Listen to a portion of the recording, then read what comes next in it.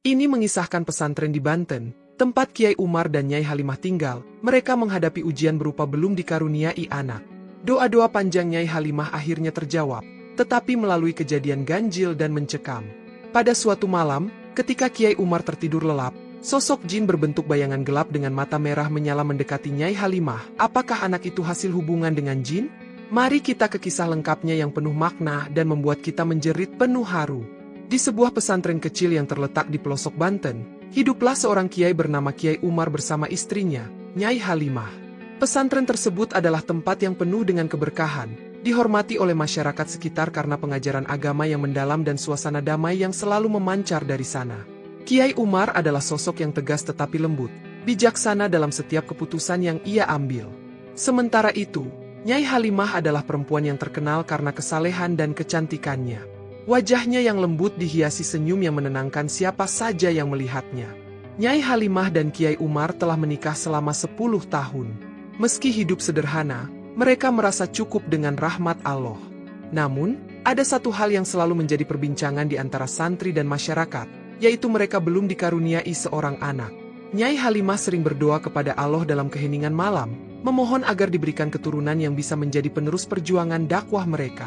Suatu malam, ketika Kiai Umar sedang memimpin zikir bersama para santri di masjid, Nyai Halimah merasakan kelelahan luar biasa. Ia memutuskan untuk beristirahat lebih awal di kamar mereka. Namun, malam itu tidak seperti biasanya. Saat ia hendak tidur, hawa dingin yang aneh menyelimutinya. Ia merasa ada sesuatu yang tak terlihat sedang mengawasinya. Tiba-tiba, Nyai Halimah merasa tubuhnya kaku, tidak bisa bergerak maupun berbicara. Ia hanya bisa memandangi langit-langit kamar dengan penuh ketakutan. Dalam keadaan tersebut, ia mulai melihat bayangan hitam tinggi besar muncul di sudut ruangan. Wujud itu mengerikan, dengan mata merah menyala yang menusuk pandangan. Suara berat terdengar di telinganya, meski mulut bayangan itu tidak bergerak. "Aku telah lama mengamatimu, Halimah. Kau adalah wanita yang paling suci dan cantik yang pernah kulihat. Malam ini, kau akan menjadi milikku." Nyai Halimah berusaha membaca ayat-ayat suci dalam hati, tetapi rasa takut yang luar biasa membuatnya sulit berkonsentrasi. Wujud itu semakin mendekat, dan sebelum ia menyadari apa yang terjadi, semuanya menjadi gelap. Keesokan paginya, Nyai Halimah terbangun dengan tubuh yang lemas dan kepala berat.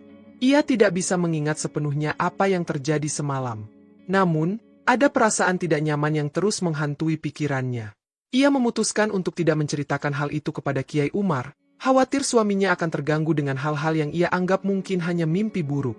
Hari-hari berlalu, dan Nyai Halimah mulai merasakan perubahan pada dirinya. Ia sering merasa mual di pagi hari dan lelah sepanjang waktu. Awalnya, ia menganggap itu adalah gejala kelelahan biasa karena aktivitasnya di pesantren. Namun, ketika gejala itu terus berlanjut, ia akhirnya memutuskan untuk memeriksakan diri ke bidan desa. "Nyai, ini kabar baik. Nyai Halimah sedang mengandung," ujar bidan itu dengan wajah penuh senyum. Mendengar kabar tersebut, Nyai Halimah merasa bahagia sekaligus bingung. Ia bertanya-tanya apakah ini jawaban dari doanya selama ini. Ketika ia menyampaikan kabar itu kepada Kiai Umar, sang suami langsung bersujud syukur. Berita kehamilan Nyai Halimah menjadi kabar gembira bagi seluruh pesantren. Para santri dan masyarakat sekitar turut merayakan kabar tersebut dengan doa bersama dan kenduri sederhana. Namun, selama kehamilan itu, Nyai Halimah sering mengalami mimpi-mimpi aneh. Dalam mimpinya, ia sering melihat sosok bayangan hitam yang sama, berdiri di depan tempat tidur mereka. Bayangan itu berbicara kepadanya dengan nada yang mengancam tetapi penuh obsesi, mengatakan bahwa anak yang dikandungnya adalah warisan darinya. Waktu terus berlalu, hingga akhirnya Nyai Halimah melahirkan seorang bayi laki-laki. Namun, kebahagiaan yang mereka rasakan berubah menjadi kebingungan ketika melihat wajah bayi tersebut. Anak itu memiliki wajah yang tidak seperti manusia biasa. Matanya terlalu besar, telinganya runcing, dan kulitnya berwarna gelap seperti arang. Meski begitu, Kiai Umar dan Nyai Halimah tetap menerima bayi itu sebagai anugerah dari Allah. Mereka memberinya nama Satrio, berharap anak itu akan tumbuh menjadi seseorang yang kuat dan bijaksana. Namun, di balik kebahagiaan mereka, masyarakat mulai bergosip. Banyak yang mengatakan bahwa wajah aneh bayi itu adalah tanda kutukan atau pengaruh ilmu hitam. Beberapa bahkan berbisik bahwa Nyai Halimah mungkin telah diganggu makhluk halus selama kehamilannya. Gosip-gosip itu sampai ke telinga Kiai Umar, tetapi ia memilih untuk mengabaikannya dan fokus membesarkan anaknya dengan penuh kasih sayang. Meski demikian, dalam hati kecilnya, Nyai Halimah merasa ada sesuatu yang tidak beres. Ia terus dihantui oleh mimpi-mimpi buruk dan bayangan hitam yang mengancamnya. Suatu malam, ia memutuskan untuk menceritakan semuanya kepada Kiai Umar, termasuk kejadian aneh yang ia alami pada malam itu sebelum ia mengandung. Namun, sebelum Nyai Halimah sempat berbicara, sebuah peristiwa besar terjadi di pesantren yang mengubah segalanya. Suara tangisan bayi mereka yang begitu nyaring di tengah malam membuat seluruh penghuni pesantren terbangun. Beberapa santri yang memberanikan diri mendekati kamar Kiai Umar merasa ngeri ketika melihat bayangan hitam besar melayang di atas rumah itu, disertai angin kencang yang menderu-deru. Kiai Umar segera membaca ayat-ayat suci dengan lantang, berusaha mengusir gangguan tersebut. Namun, saat ia hendak melangkah keluar kamar, bayi mereka tiba-tiba berhenti menangis. Nyai Halimah memeluk Satrio dengan erat, air matanya mengalir deras. Ia sadar, sesuatu yang jauh lebih besar sedang terjadi. Sesuatu yang tidak bisa ia sembunyikan lagi.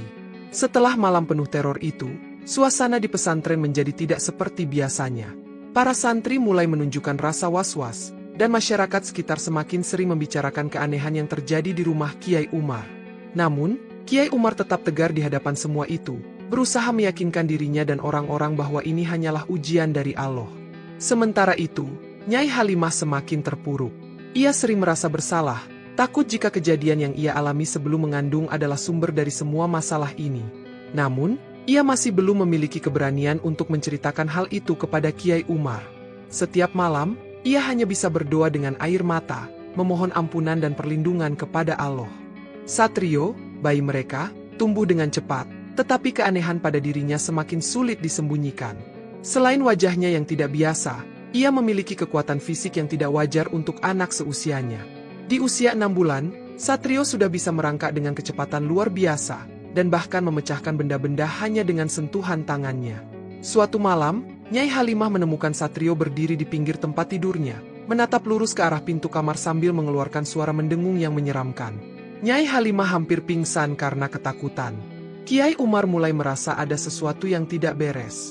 Ia memutuskan untuk berkonsultasi dengan seorang sahabatnya, Ustaz Rahman, yang dikenal sebagai ahli ruqyah dan orang yang memahami hal-hal gaib. Ustaz Rahman adalah sosok yang bijak tetapi tegas. Ketika ia mendengar cerita tentang Satrio, ia segera meminta izin untuk melihat anak itu. Ketika Ustaz Rahman pertama kali bertemu Satrio, ia langsung merasa ada energi asing yang kuat di sekeliling anak itu.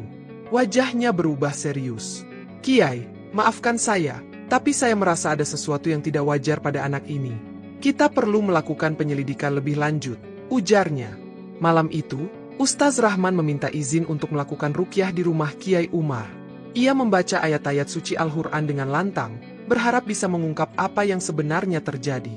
Saat ayat-ayat tertentu dibacakan, Satrio yang sedang tertidur tiba-tiba menangis dengan keras. Tangisannya berbeda dari biasanya, seolah-olah ada sesuatu yang marah atau merasa terganggu. Saat ruqyah berlangsung, Nyai Halimah tidak mampu menahan lagi rasa bersalahnya. Dengan gemetar, ia memegang tangan Kiai Umar dan mulai menceritakan semuanya. Ia menceritakan malam saat ia merasa tubuhnya kaku, bayangan hitam yang mendekatinya, hingga ancaman yang ia dengar dalam mimpinya selama kehamilan. Air matanya mengalir deras, suaranya bergetar penuh ketakutan. Kiai Umar mendengarkan dengan hati yang berat. Wajahnya yang biasanya tenang berubah menjadi pucat. "Mengapa kau tidak memberitahuku sejak awal, Halimah? Ini bukan kesalahanmu, tapi kita harus segera mencari tahu apa yang sebenarnya terjadi," katanya dengan suara yang berusaha menenangkan, meski dalam hatinya ia merasa terpukul. Setelah mendengar cerita Nyai Halimah, Ustaz Rahman semakin yakin bahwa bayi tersebut adalah hasil gangguan dari jin yang telah mengganggu Nyai Halimah. "Ini bukan hanya jin biasa, Kiai. Saya merasa jin ini memiliki kedudukan tinggi di dunia mereka, mungkin bahkan pemimpin dari kaumnya. Dia telah mengklaim anak ini sebagai warisannya. Kita harus berhati-hati." Mendengar itu, Kiai Umar merasa marah sekaligus takut. Marah karena istrinya harus mengalami hal mengerikan itu, tetapi juga takut akan keselamatan keluarganya dan pesantrennya. Ia memutuskan untuk meningkatkan ibadah di pesantren, memimpin zikir bersama para santri setiap malam, dan meminta masyarakat sekitar untuk turut mendoakan keselamatan mereka. Namun, gangguan dari jin itu tidak berhenti. Malam berikutnya, terjadi kejadian yang semakin menguatkan kecurigaan Ustaz Rahman. Saat mereka sedang melakukan zikir bersama di masjid, suara tangisan Satrio terdengar menggema, meski rumah mereka berada cukup jauh dari masjid. Tangisan itu terdengar seperti seruan yang memanggil sesuatu. Beberapa santri yang mendengar suara itu merasakan bulu kuduk mereka meremang. Ketika Kiai Umar dan Ustaz Rahman kembali ke rumah, mereka mendapati Satrio tidak berada di tempat tidurnya. Nyai Halimah menangis histeris, mengatakan bahwa anak itu tiba-tiba menghilang saat ia sedang berwudu. Mereka mencari ke seluruh penjuru rumah, tetapi tidak menemukan jejak anak itu. Ketika semua orang mulai panik, tiba-tiba terdengar suara tawa yang menyeramkan dari arah sumur tua di belakang rumah. Mereka segera bergegas ke sana. Dengan penerangan obor, mereka menemukan Satrio duduk di tepi sumur dengan tatapan kosong. Tubuhnya terlihat kaku, tetapi ia menggumamkan sesuatu dalam bahasa yang tidak mereka mengerti. Ustaz Rahman segera membaca ayat-ayat suci, dan suara tawa itu menghilang. Satrio jatuh pingsan di pelukan Kiai Umar. Setelah kejadian itu, Kiai Umar memutuskan untuk membawa masalah ini ke tingkat yang lebih serius. Ia mengundang seorang ulama besar dari daerah lain, Kiai Salim, yang dikenal memiliki pengetahuan mendalam tentang gangguan jin dan makhluk halus. Ketika Kiai Salim tiba di pesantren, ia langsung merasakan aura berat yang menyelimuti tempat itu. "Ini bukan gangguan biasa, Kiai Umar," ujar Kiai Salim setelah melakukan pengamatan. "Saya merasa ada perjanjian yang dibuat oleh jin itu, dan sekarang dia menuntut haknya atas anak ini. Kita harus melakukan ritual untuk memutuskan semua ikatan ini." Namun, Kiai Salim juga mengingatkan bahwa ritual tersebut akan berbahaya. Jin seperti ini tidak akan menyerah begitu saja. Kita harus bersiap menghadapi perlawanan yang lebih besar, tambahnya. Mendengar hal itu, Nyai Halimah kembali merasa ketakutan. Ia memeluk Satrio erat-erat, seolah tidak ingin kehilangan anaknya. Namun, ia tahu bahwa ini adalah satu-satunya cara untuk menyelamatkan anaknya dan keluarga mereka dari cengkeraman makhluk tersebut. Malam itu, persiapan untuk ritual dimulai.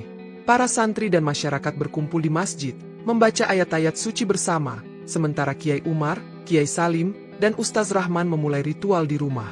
Di tengah malam yang sunyi, ketegangan memuncak, dan tanda-tanda gangguan dari jin itu mulai muncul kembali.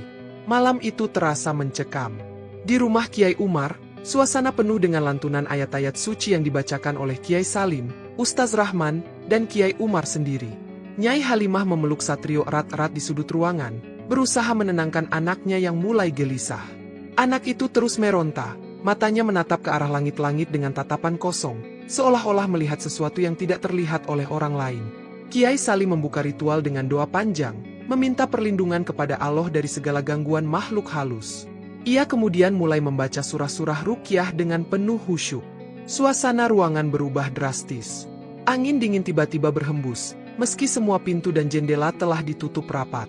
Lampu minyak yang menerangi ruangan mulai berkedip-kedip, menciptakan bayangan yang tampak bergerak di dinding. Tiba-tiba, terdengar suara tawa menggelegar dari arah luar rumah.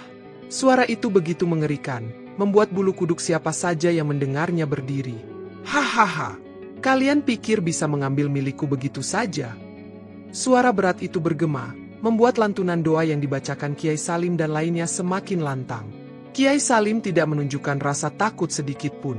"Atas nama Allah, kami memerintahkanmu untuk pergi.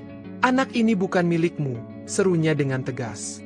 Namun, tawa itu semakin keras, dan tiba-tiba, sebuah bayangan hitam besar muncul di tengah ruangan. Bayangan itu membentuk sosok tinggi besar dengan mata merah menyala, persis seperti yang pernah dilihat Nyai Halimah dalam mimpinya. Satrio yang berada dalam pelukan Nyai Halimah mulai menangis histeris.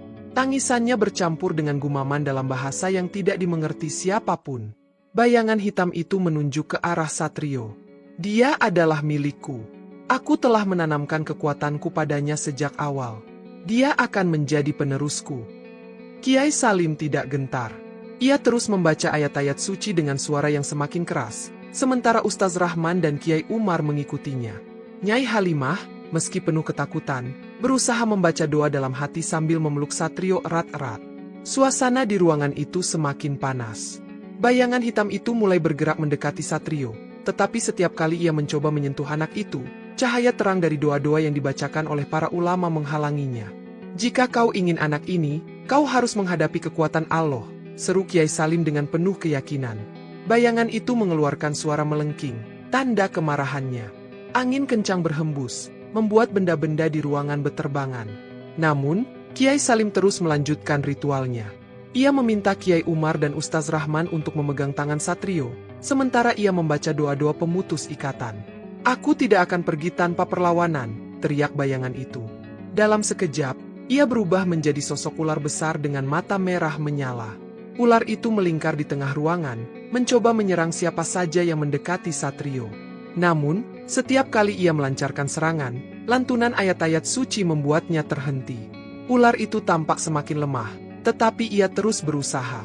Kiai Salim kemudian mengambil segelas air yang telah ia doakan sebelumnya. Ia menyiramkan air itu ke tubuh Satrio, sambil membaca ayat-ayat ruqyah. Anak itu menjerit dengan suara yang bukan seperti suara manusia. Jeritan itu menggema ke seluruh rumah, membuat semua orang di sana merinding. Namun, jeritan itu juga diikuti oleh suara lengkingan dari sosok ular tersebut, yang tampak mulai memudar. Pertarungan itu berlangsung selama berjam-jam. Nyai Halimah sudah hampir kehabisan tenaga, tetapi ia tidak melepaskan pelukannya pada Satrio. Akhirnya, setelah doa panjang yang dipimpin oleh Kiai Salim, bayangan hitam itu mengeluarkan suara melengking terakhir sebelum akhirnya lenyap sepenuhnya. Suasana kembali hening. Angin yang tadi berhembus kencang pun berhenti, dan cahaya lampu minyak kembali stabil. Kiai Salim duduk dengan napas yang terengah-engah. Ia menyeka keringat di dahinya sebelum menatap Kiai Umar dan berkata, "Alhamdulillah, dengan izin Allah, jin itu telah pergi. Namun, perjuangan belum selesai. Kita harus terus melindungi anak ini dengan doa dan ibadah." Satrio yang semula gelisah kini tertidur lelap di pelukan Nyai Halimah. Wajahnya terlihat lebih tenang, meski tubuhnya masih terasa hangat. Nyai Halimah menangis dalam kelegaan, sementara Kiai Umar memeluknya erat.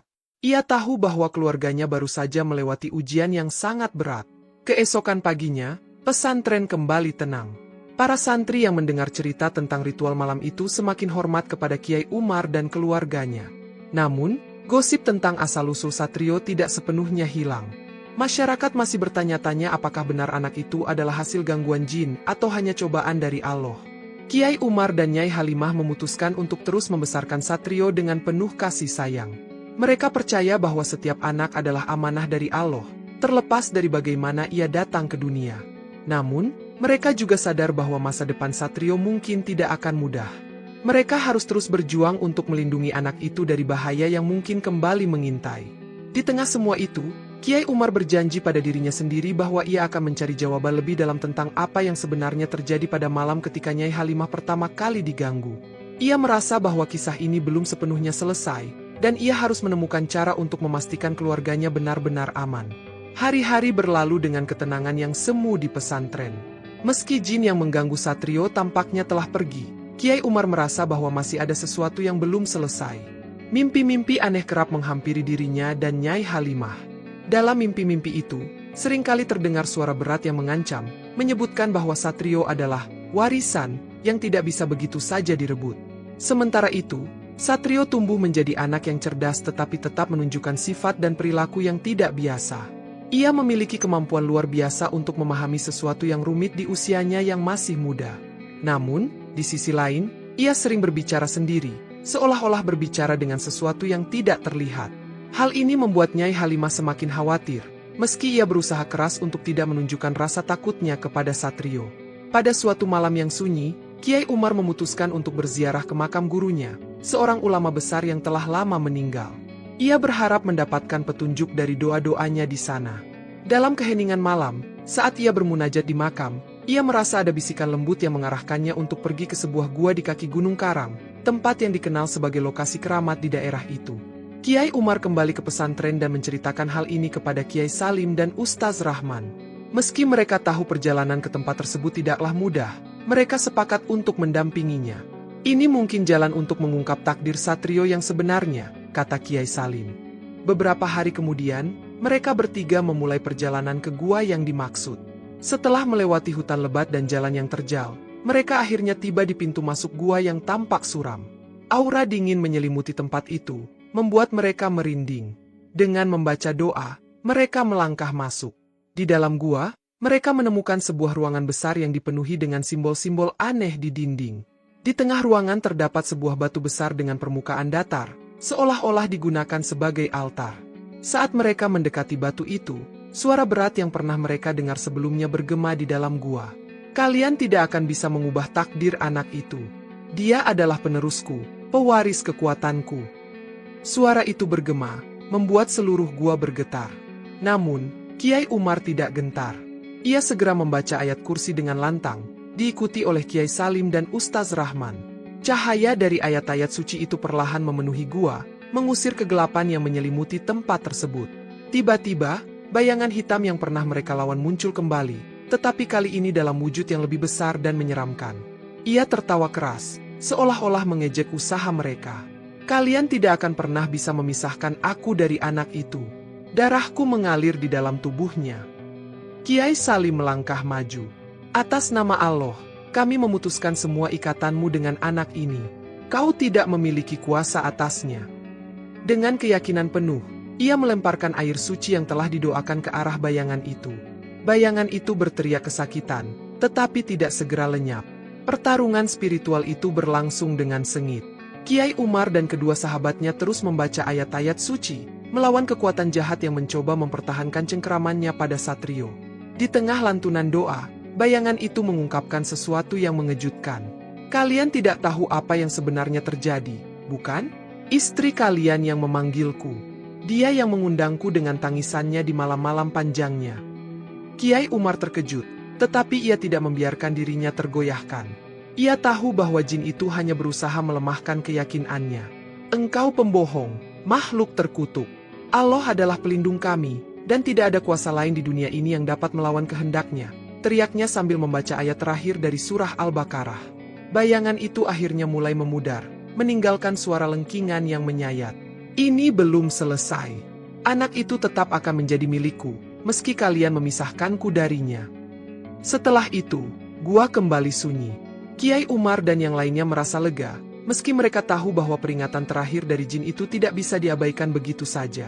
Setelah ritual di gua itu, Satrio menunjukkan perubahan. Ia tidak lagi berbicara sendiri, dan wajahnya mulai tampak lebih cerah, meski ciri fisiknya yang tidak biasa tetap ada. Kiai Umar dan Nyai Halimah berusaha membesarkan anak itu dengan penuh kasih sayang dan membimbingnya dalam jalan agama. Namun, mereka sadar bahwa Satrio membawa sesuatu yang istimewa, sesuatu yang bisa menjadi berkah atau cobaan di masa depan.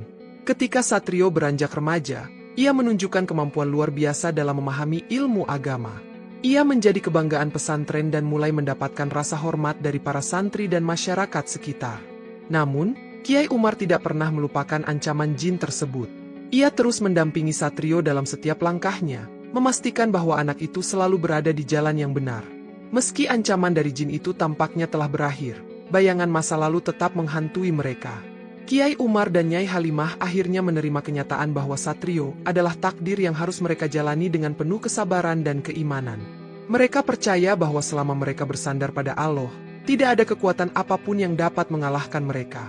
Kisah ini menjadi pelajaran bagi banyak orang tentang pentingnya menjaga keimanan, menghadapi cobaan dengan sabar, dan menerima takdir Allah dengan hati yang ikhlas.